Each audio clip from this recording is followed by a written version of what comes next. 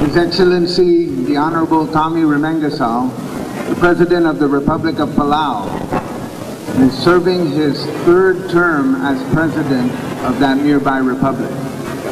I've asked him to grace us with his presence today because he embodies something that is so fundamental that all of us need to hear his message. He has been designated an international hero of the environment by Time magazine. He continues to push the idea that natural resources and the lives of people come ahead of immediate gratification and personal profit. In February of this year, he announced at a United Nations conference that he will work towards ending commercial fishing in the exclusive economic zone of the Republic of Palau. Not end fishing, just commercial fishing. He's too much of a fisherman for that. But it is my high honor and my privilege, and he also has a son, Ishao, who's graduating here this afternoon. It is my high honor and privilege. That's right, that's right. Where is he? Yeah. Okay, it's my high honor and my privilege to present to you His Excellency, President Remengesau.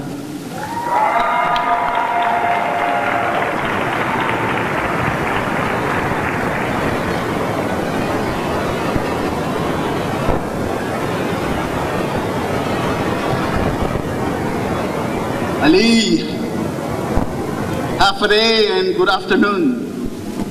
And thank you, that is all.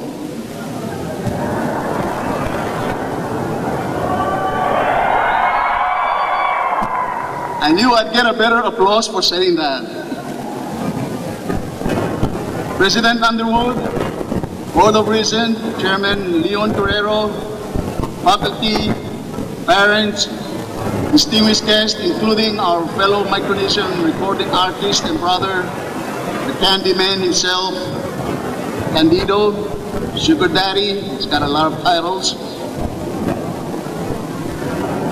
But of course, most importantly, the University of Guam class of 2014, I salute you. Congratulations, graduates. And let me share one word that has been going by my 7-year-old grandson. He wrote it on his congratulatory card. It simply reads, congratulations. So that's a new thing I'm going to be using this year. Graduates, thank you for making me a part of this occasion this afternoon. But you know, the important thing is what Shakespeare once said. Preparedness is everything. And so you have achieved a great milestone in your life today. All those hours at the library, all those tests you had to endure have finally paid off. I know it was all work and you did not have the chance to attend any fiestas or have any fun at college, and we know better. But rest assured, it was worth it. You are a college graduate now, and that is truly something you can be proud of. But you know, you did not get here alone. Everyone here has something, someone supporting them. Whether it is your family, your friends, your professors, or even if it is just an acquaintance who has offered you words of encouragement, they all have played a role in your accomplishment, and we owe those supporters a big round of applause.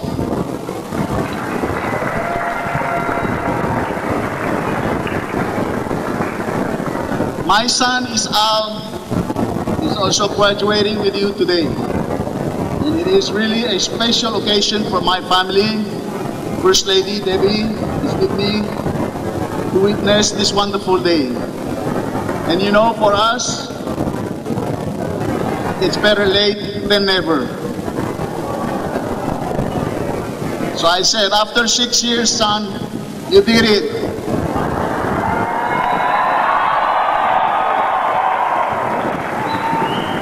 But then he turns around and said, "Dad, be happy it didn't take 8 years."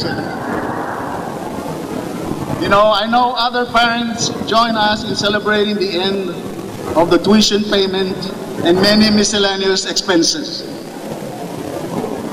But seriously, it is a great honor to be here today. The University of Guam is the hub for higher education in Micronesia. It is a school for the island. Students come from all over the Pacific and the world to continue their studies and grow into capable men and women. What you take from this institution is not just the academic lessons. It is the relationship, the values, and the experiences that will last a lifetime. And it is an honor to be a very small part of that. But speaking at your commencement is not just an honor, it's an opportunity. It is not often that I get so many of our brightest young people as a captive audience. Now, I'm sure you thought you were free of lectures, but not yet. President Underwood has told me that anyone who leaves early will have their diploma revoked. So I'm sorry to say you're going to have to listen to one more talk from an adult before you are truly free. The good news is that I will try to keep it short and there will be no exam. When I accepted the invitation to speak today, I began to think of some of UOG's distinguished Palauan graduates.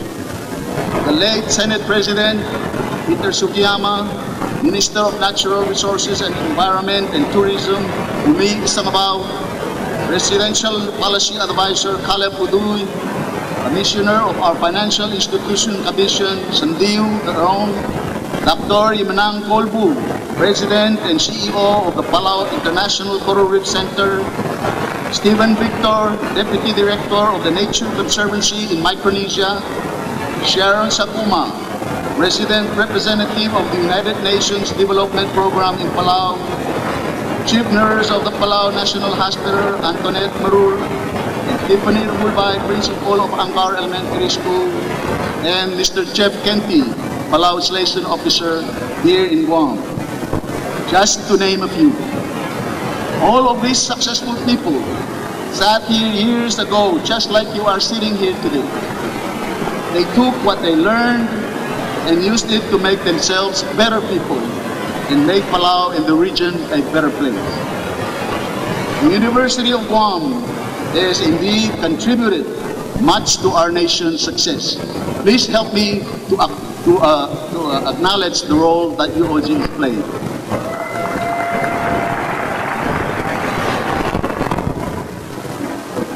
I also thought of my good friend and your president, Robert Underwood. Before becoming the head of your institution, President Underwood accomplished great things for Guam as a representative in Washington, D.C. He sponsored numerous pieces of legislation that benefited Guam and supported indigenous Guamanians. He supported the efforts of the freely associated states to gain their independence. Additionally, in a move that supported Guam's culture and certainly pleased all Pacific Islanders in America, he convinced the Food and Drug Administration to allow the importation of betel nut into the United States. And as a representative, President Underwood even sponsored a law that officially named Guam's time zone as Chamorro Standard Time. Yes, folks, he supported the universal coverage of telecom to Guam and the U.S. Insular Affairs, and that's why our long-distance calls charges dramatically reduced. By the way, we have our own time zone on my island too. It's called Palauan time, and it means being half an hour late to everything. I mentioned President Underwood not just because he is a good friend and a great educator and leader, and not just because he is sitting right behind me or right beside me, but because I think he truly exemplifies the best of the islands.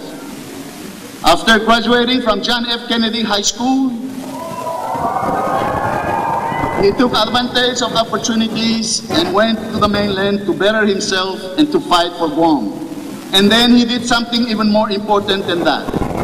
He came home. He came back to make his community a better place, for he recognized that this was his opportunity and responsibility as a son of Guam and as an islander.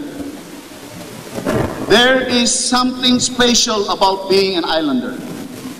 And before I go further, to those from the mainland or from other nations who think I'm not talking to you, I have news for you. You are islanders now. You have spent time here in the Pacific, you have become a part of our community, and you are welcome here. You have become part of the islands, and while you may not know it yet, the islands are a part of you too. You see, being an islander is more than just a matter of geography. It is something much deeper and more meaningful than that. It has been said, the United States is not just a country, it is an idea. It is a belief that every person is equal and free, and that where someone starts out does not determine how far they can go. These powerful ideas that changed the world and made it a better place. In much the same way, I believe we can say that the islands are not just a place, they are a set of values. They are a belief that respect and consideration makes our community stronger and increases the overall well-being of everyone. And I am here to tell you that these beliefs can make the world a better place too. In Palau, we live by three concepts: Omul, Omgarreu, and Odams. Respect, consideration, and praise. These three simple words govern our interactions with one another. Like the limestone that supports our beautiful rock islands, these values form the bedrock of our society and have done so for generations. Respect is an acknowledgement that everything around us has value and worth.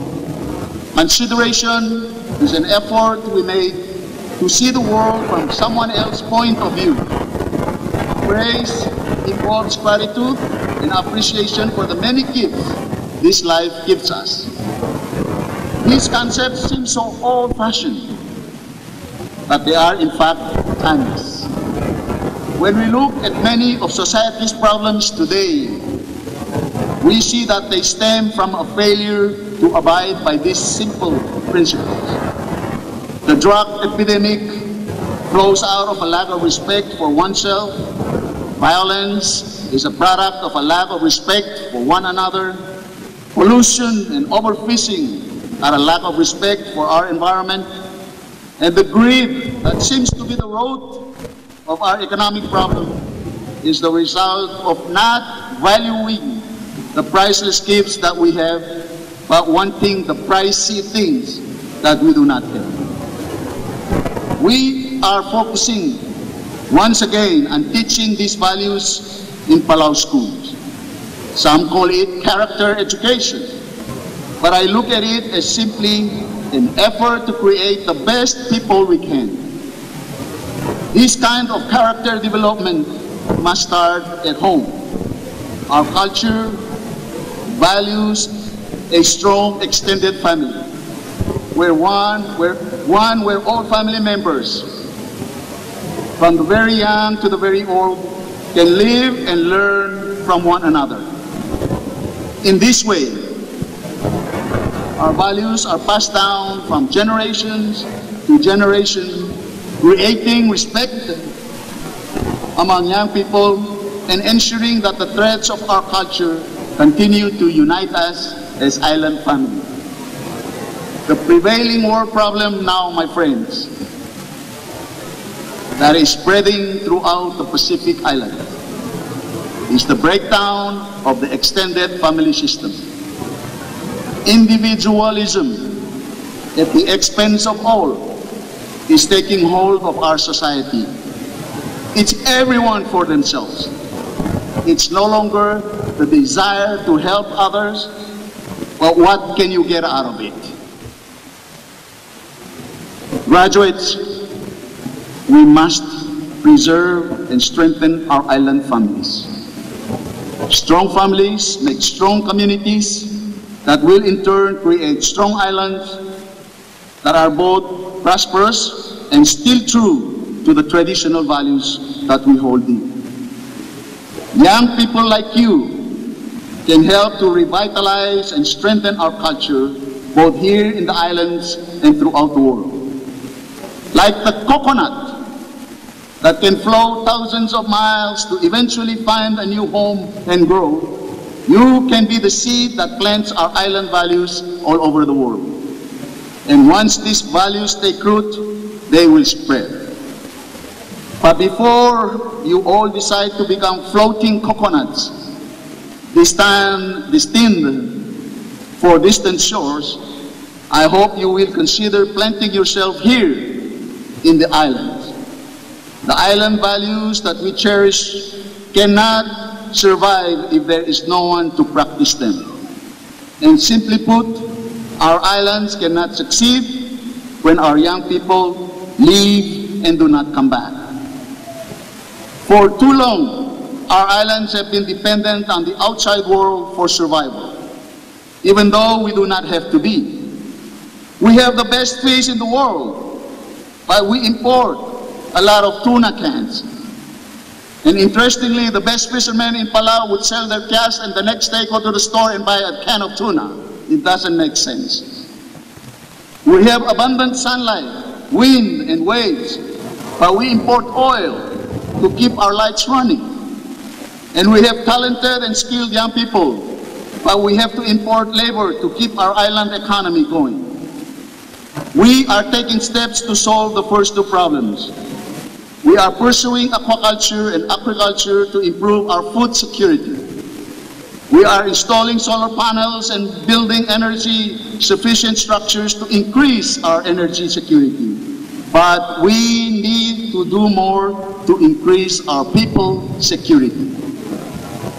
In order to keep our young people here, we are going to have to create an economic environment that values your skills and gives you the opportunity to succeed.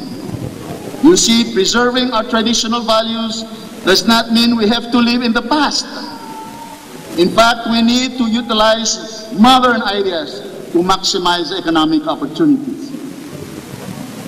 I am going to end today by telling you about an initiative that Palau is undertaking that is going to change the paradigm of environmentalism. Over the years, it has become clear that our fish stocks are being depleted at an alarming rate. Foreign fishing vessels take our fish, leave Palau with only a small monetary gain. Most disturbingly, the reduction of fish species threatens the very health of our ocean and therefore the Palauan way of life. Instead of taking small steps to try to mitigate the problem, we have decided to make a big, bold move. We are going to declare our entire exclusive 200 miles economic zone a marine sanctuary. This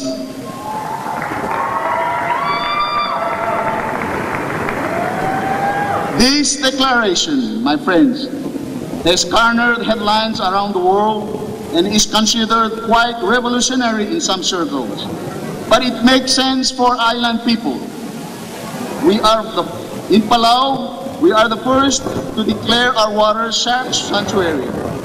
And research have shown the value of a live shark over its lifespan is $1.9 million versus a dead shark. UNESCO has listed Palau in the Southern Lagoon as World Heritage Site. And so that comes with an equal responsibility. But the marine sanctuary is just really a modern version of a traditional practice. Our traditional law provides for the declaration of a bull, a temporary ban or a moratorium on fishing in an area that shows signs of being overfished. And when we look at it, the bull is an extension of those concepts I talked about earlier. It is the product of a respect for the environment, coupled with a consideration for all those who need to utilize these precious resources, and all supported by an appreciation for the bounty that we have been given. But while these traditional values are the basis for our sanctuary, we cannot rely on the old ways to make it happen. We are, in fact, planning to utilize the most modern method to patrol our waters, enforce our laws, and protect our oceans. Drones and satellites will be our eyes in the sky to monitor our waters. Modern ships will have to interdict those who are violating the laws, and update legal regimes will allow for swift and effective prosecution of lawbreakers. I'm telling you, graduates, about this because it is crucial that we all take this courageous step, and I think the world needs to know about it. The Marine Sanctuary embodies our vision for the future of our islands. After all, please don't think that we are inheriting the environment from our ancestors. In fact, we are borrowing it from our future children. And we must take advantage of all the modern world has to offer to create an environment where our people can prosper, an environment that keeps bright young men and women like yourself. And we must always abide by the traditional values. I also tell you this, graduates, because I would hope and ask you to become a part of this movement. Protect, preserve, and better manage your environment. Pacific Islands are engaged in a historic battle right now with climate change, global warming, pollution, habitat destruction, and overfishing threatens our very survival. If we are going to prevail in this fight, if we are going to protect our cherished way of life, we need your ideas, we need your energy, and we need your commitment. Your generation must fight so that the next generation will know what it is to be islanders. Together, we will go boldly into the future, grounded in our timeless values, and with bright minds like yours working with us, I believe we can save our islands and change the world. Now, here is where typical commencement speakers say, go forward and follow your dreams. So I will say it, go forward and follow your dreams. But before you go, don't forget, a degree is a piece of paper. It's what you do out there in the real world that is the real degree. You have invested years in college. Be worthy of it. Make the right choices. And folks, I never thought I'd see the day when I tell my son, son, don't follow my footsteps, but I did. You see, back in my high school days, I was able to get into Xavier High School in Chuk, which is a Jesuit-run school. That high school has turned out many of our Micronesian leaders in the private and government sector. But I made the wrong choices. And so in my sophomore year, I got kicked out. I got expelled. I messed with alcohol and got into fights, and that was wrong choice. So I had to go back to Palau. Several years ago, my son went to Xavier, so I took him there. And when he said, Dad, what advice can you give me so that I can complete Xavier High School? I had to say the truth. Don't follow my footsteps. And he didn't, so he was able to graduate from Xavier.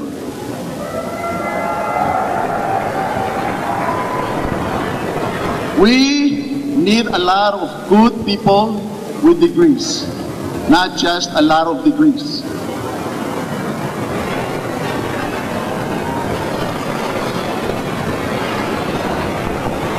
I made terrible judgment.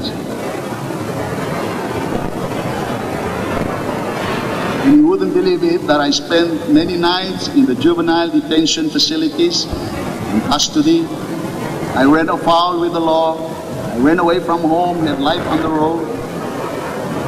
I had cars and motorcycle accidents.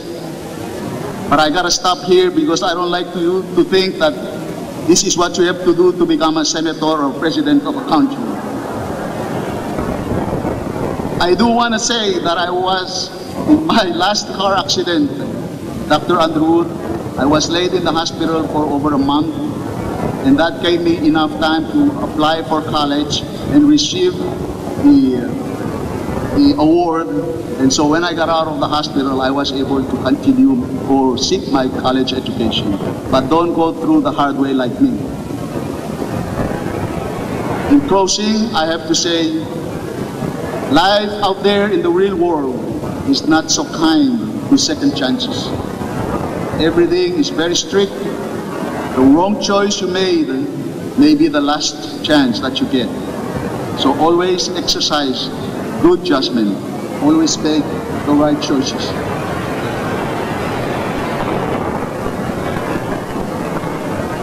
And now, I am challenging you as I say goodbye, because I understand this is one of the largest class ever for UOG. Don't just go out there and be a member of the workforce. Be an initiator. Start a business. Be a meaningful contributor. Be a part of the solution. Be a leader. Do it with our island values with you, because the world needs that. And now, yes, go forward and leave your footprints for others to follow. Jesus Mase, God bless you, and thank you.